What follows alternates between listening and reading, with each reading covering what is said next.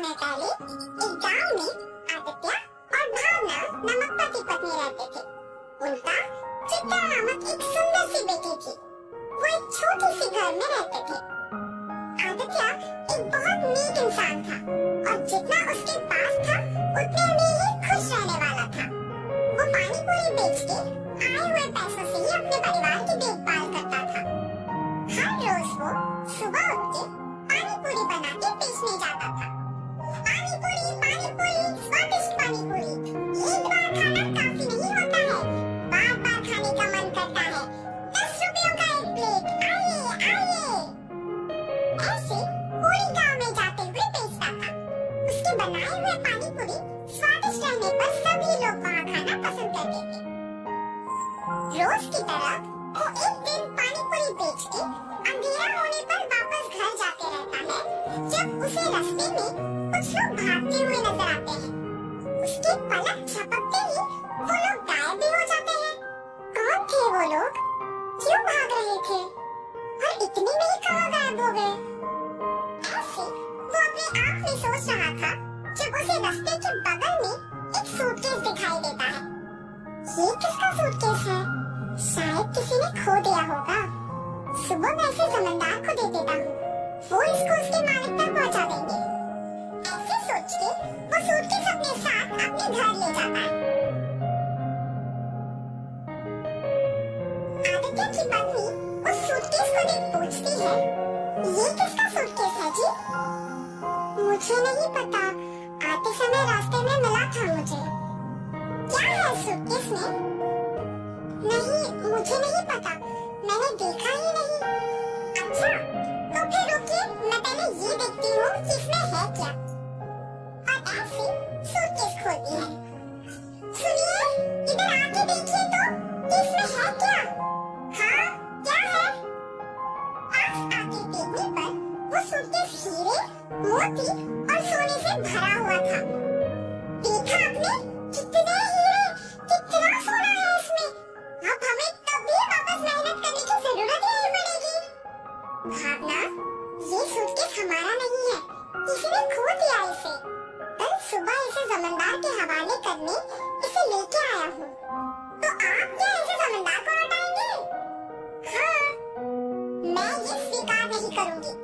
हम इस सूटकेस को हमारे ही पास रखेंगे। आपको मेहनत करने की जरूरत ही नहीं पड़ेगी। हम आखिरकार बहुत खुश रहेंगे। अपनी पत्नी का उस बात ना स्वीकार करने पर आदित्य उसे दुख न पहुंचाने के लिए उसे कुछ नहीं कहता है और सोच में पड़ जाता है। अगर मैं उन हीरे और मोती को लेता हूँ तो गलत है, पर अगर मेरी पत्नी वो सब लेती है तो वो मेरी गलती नहीं है ना। ऐसे सोचकर अपनी पत्नी से कहता है, किसी और का कमाया हुआ मुझे खर्च करना ठीक नहीं लगता है। मैं अपने पानी पूरी का दुकान ही चलाऊंगा, तुम्हें जो पसंद तुम वही करो। ऐसे कहने पर उसकी बीवी बहुत खुश होती है। कुछ दिन बाद उसकी पत्नी मिले हुए हीरे, मोती और सोना बेच के बड़ा सा घर खरीदती है और वे सब उसी घर में चले जाते हैं। मगर आदित्य अपना पानी पूरी का व्यापार नहीं छोड़ता है। एक दिन जमींदार के पास एक औरत आती है। प्रभु, प्रभु, मेरे घर में किसी ने सारे हीरे, सोना, मेरे गहने चुरा लिया है। मुझे समझ में नहीं आ रहा कि मैं क्या करूं। इसीलिए आपके पास भाग के आई। कृपया मेरी मदद कीजिए प्रभु। फिक्र ना करो माता, मेरे पे भरोसा करके आप चले जाओ। मैं उस चोर को पकड़ के आपको बुलाऊंगा। जमींदार के ऐसे कहने पर वो औरत उन पे भरोसा करके वहाँ से चली जाती है। उसके बाद के कुछ ही दिन में जब आदित्य और उसका परिवार एक बड़ा घर खरीद के उसमें रहने लग जाते हैं, तो गांव के लोग में उन्हीं के बारे में खुसर-पुसर शुरू हो जाती है। ऐसे ये बात जमींदार तक भी पहुंचती है। एक साधारण पानी पूरी बेचने वाला एकदम से इतना बड़ा घर कैसे खरीद पाया? पता नहीं प्रभु, किसी को नहीं पता। गांव के सारे लोग भी आश्चर्यचकित होके इसी के बारे में बात कर रहे हैं। ऐसे ही मैं सुन के आपको बताया। ठीक है, उन दोनों को इधर लेके आओ। जी प्रभु। जमींदार के कहने पर सेवक उन दोनों को उनके पास लेके जाते हैं। सब पता है, तुम्हारे व्यापार के बारे में भी पता है। तुम्हें कुछ पूछने के लिए यहाँ बुलाया। पूछिए प्रभु। कुछ नहीं, तुम इतने कम दिनों में उतना बड़ा घर कैसे खरीद पाए हो? सच बताओ। क्या ये पूछने के लिए जमींदार हमें यहाँ तक बुलाए हैं? यही बताना होगा कुछ, वरना मेरे पति सब सच बता देंगे। मेरे पति का कमाया हुआ पैसा हम बचा बचा के ये घर खरीद पाए हैं प्रभु। ऐसे हिम्मत से बोलती है ताकि किसी को शक ना आए। माता, आप पे कोई इल्जाम लगाने के लिए मैं आप लोगों को यहाँ नहीं बुलाया हूँ। मेरे पास एक औरत आके बोली है कि उसके गहने और सोना किसी ने चोरी कर लिया और उसी समय में आपने एक बड़ा घर लिया।